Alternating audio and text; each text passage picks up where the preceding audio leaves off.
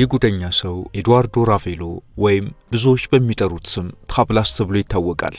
ዓለም በአንድ ወቅት መነጋገሪያ ያደረገው የሜክሲኮ አሜሪካዊ ዜግነት ያለው ወንበዴ ነው። ራቬሎ በመላው አሜሪካ የመነጋገሪያ አጀንዳነቱ ምክንያት በሚያንቀሳቅሰው ባሪዮ አሴጋ የተባለ የማፊያ ቡድን ሲሆን ይህን የማፊያ ቡድን በማዘዝ የሀገራት ድንበር ሲያግደው ያሻውን ወንጀል የማስፈጸም አቅም ያለው እጅግ ኃያል ሰው መሆኑ ነው። ራቬሎ መነሻው ከቴክሳስ ማረሚያ ቤቶች የሆነ ከአሜሪካ እስከ ሜክሲኮ የተሻገረ ድንበር ያልበገረው ባሪዮ አሴጋ የተባለ የማፊያ ቡድንን በመምራትና በማዘዝ ለአሜሪካ ፖሊሶችና የደህንነት ተቋማት ራስ ምታት የሆነ ግለሰብ ነው። በተለይም የገንዘብ ዝርፊያ፣ የአደገኛ ዝውውር፣ የግድያ ወንጀሎችና የሕገ ወጥ የገንዘብ ዝውውሮችን ጨምሮ የረቀቁ ወንጀሎችን በመምራትና በማስፈጸም የገነነ ስም የነበረው ራቬሎ በተለይም ከታላላቅ አቅምና ስም ካላቸው ሰዎች የሚመጡለትን የግድያ ትዕዛዞችን ያላንዳች ርኅራኄ በማስፈጸምም የብዙዎችን ሕይወት የነጠቀ ነፍሰ በላ ነው።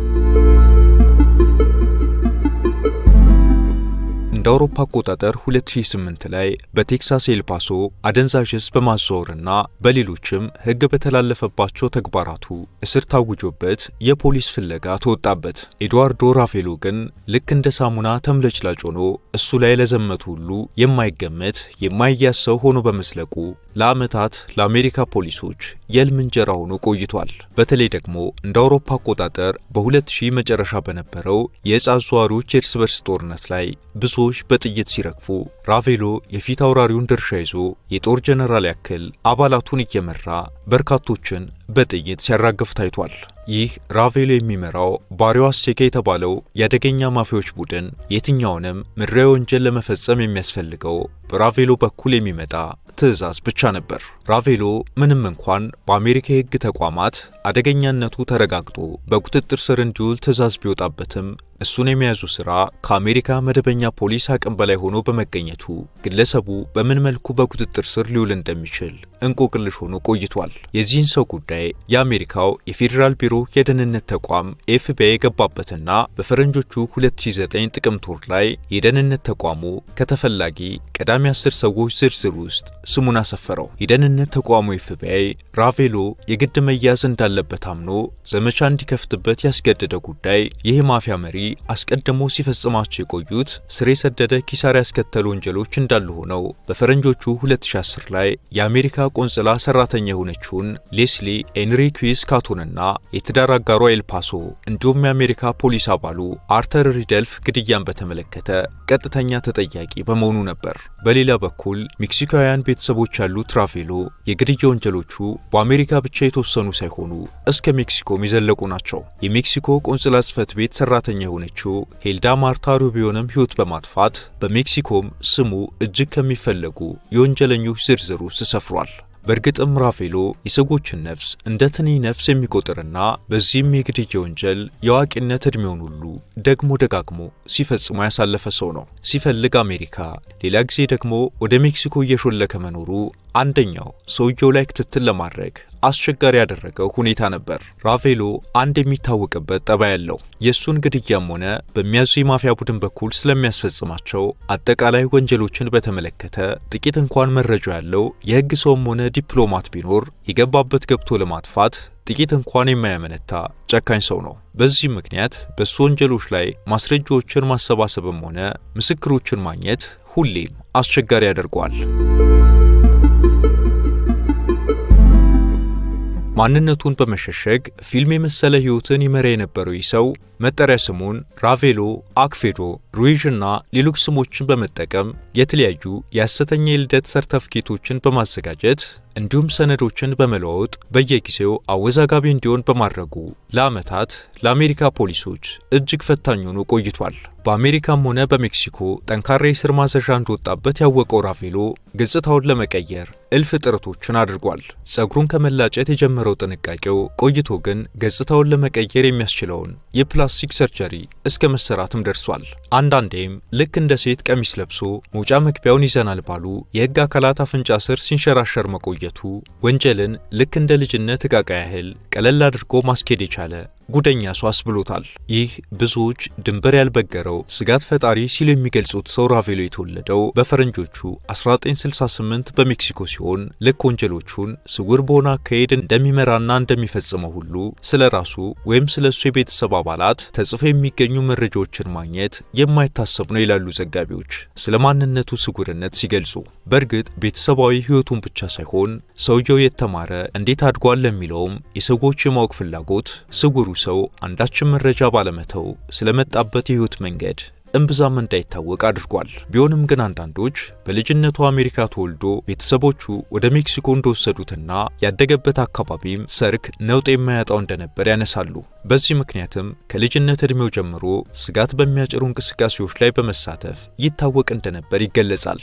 ራቬሎ በትክክል በሕግ ምርመራ የተደረገባቸውና ተሰነድ የተቀመጡ ወንጀሎችን ፈጽሟል የተባለው በተለይም 2003 ላይ ሲሆን በቴክሳስ ኤልፓሶ የነበረው ስምሪትና በሚመራው የማፊያ ቡድን ባሪዮ አሴካ ላይ የነበረው አለቅነት ጎልቶ የሚነሳውም በዚህ ወቅት ነበር። እነዚህ ወንጀል እንቅስቃሴዎቹ እያደር ተጠናክረው በመቀጠላቸው በወቅቱ ከማፊያዎች ገናናነት ጋር ተያይዞ ስሙ እንዲነሳ አድርጓል። ከኤድዋርዶ ራቬሎ ጋር ስሙ ተያይዞ የሚነሳው አደገኛ የማፊያ ቡድን ባሪዮ አሴጋ መነሻውና ምስረታው በ1980ዎቹ ነበር። ይህ ማፊያ ቡድን ከ4 አስርት ዓመታት በፊት ሲመሰረት በተለይም መቀመጫው በአሜሪካ ቴክሳስ ኤልፓሶ የነበረ ሲሆን የሜክሲኮና አሜሪካ የጎዳናና የማረሚያ ቤት ማፊያዎች ኅብረት የፈጠረው እንደሆነም የማፊያ ቡድኑ ታሪክ ያሳያል።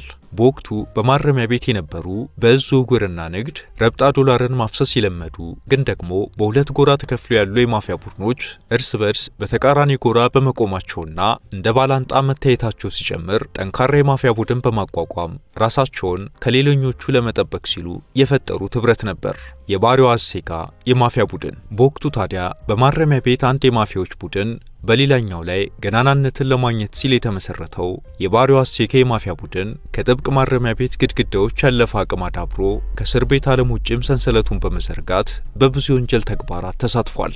ይህ በራቬሎ የሚመራው የማፊያ ቡድን ቆይቶ በተለይም በእዝ ዝውውር በሚገኘው ገቢ ራሱን እያጠናከረ በመሄድ ቁጥጥሮች የማይገድቡት እስከ መባል የደረሰ ጠንካራ የማፊያዎች ቡድን ሰንሰለትን መፍጠር ችሏል። የባሪዮ አሴጋ የማፊያ ቡድን ዛሬም ድረስ በሀገር አሜሪካ እጅግ አስጊ ከሚባሉ የማፊያ ቡድኖች ውስጥ አንዱ ነው። የወንጀል ቡድኑ በተለይም በሜክሲኮ፣ ቴክሳስ፣ ማሳቹሴትና ፔንሲልቫኒያ ከ3000 በላይ አባላትን የያዘ ነው። በሜክሲኮ ኪውዳድ ጁዋሬዝም ከ5000 በላይ አባላቱን በማጠናከር ለብዙዎች ፈተና መሆኑ ዛሬም ድረስ ይነሳል። የባሪዮ አሴጋ የማፊያ ቡድን ከቆይታ በኋላ ጁዋሬዝ ካርተል ከተባለ ሌላኛው የማፊያ ቡድን ጋር ስምምነት በማድረግ ቡድኑ ራሱን አፈረጠመ። በዚህ ጥምረት ምክንያት እነ ኤድዋርዶ ራቬሎ ተገዳዳሪ የነበረ ቡድን ላይ ሁሉ የበላይነትን ማግኘት ተቻላቸው። የአደረጃጀቱን ጥንካሬ ብዙዎች ልክ እንደ ጠንካራ ወታደራዊ ተቋም ያለ ነው ሲሉም ይገልጹታል።